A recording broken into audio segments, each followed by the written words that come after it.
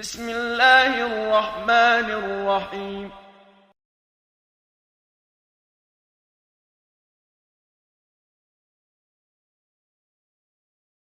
നെല്ലിക്കുഴി അൽ അറഫ charitable സൊസൈറ്റിയുടെ പുതിയ സംരംഭമാണ് അൽ അറഫ മദ്റസ ഈസി സ്റ്റഡി.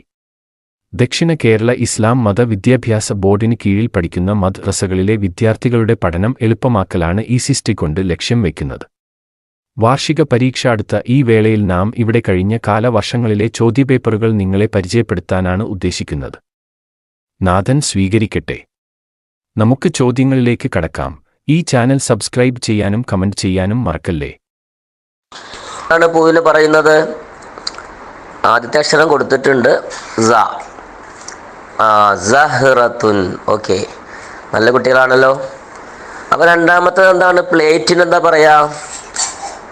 പ്ലേറ്റിന് സഹ്നുൻ. Okay, good. സഹ്നുൻ, സഹ്നുൻ. അടുത്തത് മൊന്തയാണല്ലേ. മൊന്തയ്ക്ക് എന്താ പറയാ? ത്വാ ഉണ്ട് അല്ലേ? തൊസ്തുൻ, തൊസ്തുൻ. ഓക്കെ, അടുത്തത് അകിടാണല്ലേ. അകിടിന് എന്താ പറയാ? അകിടിന് ലറുൻ.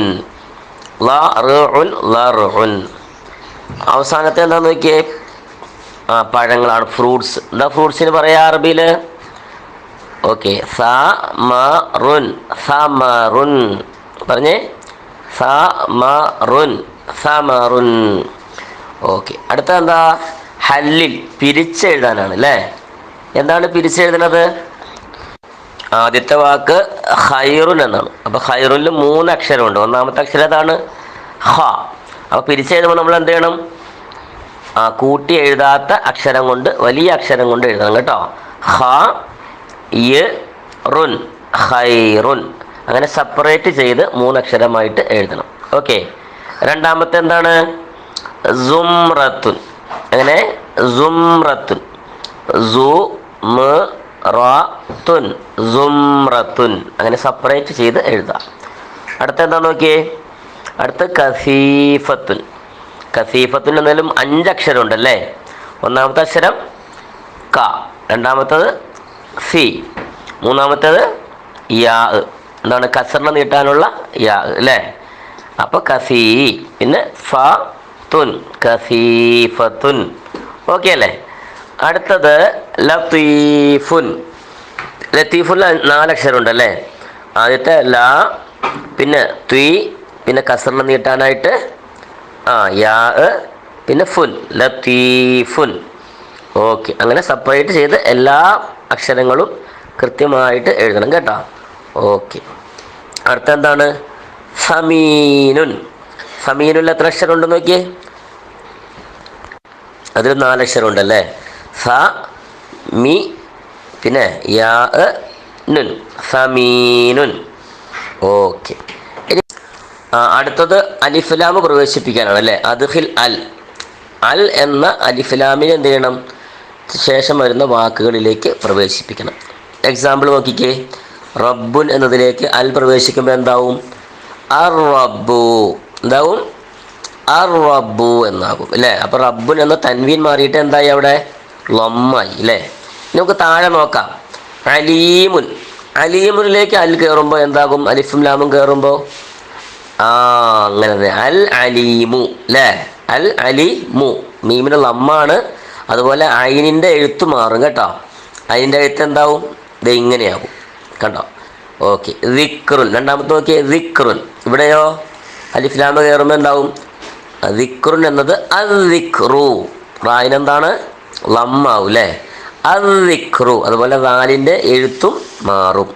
ശ്രദ്ധിച്ച് എഴുതണം കേട്ടോ. അദ്ദിക്റു. അതുപോലെ അടുത്ത് നോക്കിക്കേ, യൗമുൻ.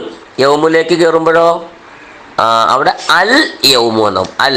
അപ്പം ലാമിൻ്റെ മുകളിൽ എന്ത് ചെയ്യണം? സുക്കൂൻ ഇടണം കേട്ടോ. അൽ യൗമു. എന്താണ്? അൽ യൗമു. ഓക്കെ, അടുത്ത ഗഫൂറിൻ എന്നാണ് അല്ലേ.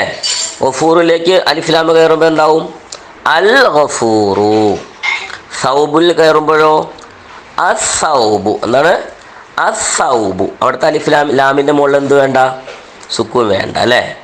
ഓക്കെ, അപ്പോൾ അടുത്ത സെക്ഷനിലേക്ക് നമുക്ക് പോവാം. അടുത്ത എന്താണ്? ഉക്തുബ് ഇസ്മൽ ഹുറൂഫി, ഹർഫുകളുടെ അക്ഷരങ്ങളുടെ പേര് എഴുതാനാണ് അല്ലേ. പേരൊക്കെ നമുക്കറിയില്ലേ. ഒന്നാമത്തെ അക്ഷരത്തിൻ്റെ പേരെന്ന് പറഞ്ഞേ. ഓക്കെ, സാഉൻ. രണ്ടാമത്തെ അക്ഷരോ സ്വാദുൻ. മൂന്നാമത്തെ അക്ഷരോ ത്വാഉൻ. ഓക്കെ, നല്ല കുട്ടികൾ. അടുത്ത നാലാമത്തെ അക്ഷരം എന്താണ്? ലാദുൻ. അഞ്ചാമത്തെ അക്ഷരം സായുൻ. സാഉൻ എന്നല്ല അല്ലേ, എന്താണ്? സായുൻ. പറഞ്ഞേ, സായുൻ. ഓക്കെ, നല്ല കുട്ടികൾ. അടുത്ത് വായിക്കാനാണ് അല്ലേ. നമുക്ക് വായിക്കാം. എന്നാൽ എല്ലാം റെഡി അല്ലേ? എല്ലാവരും വിരൽ വെച്ച് വാക്കുകളുടെ മേലെ വിരൽ വെച്ച് വായിക്കും. അത്തവാബു. ഗുഡ്.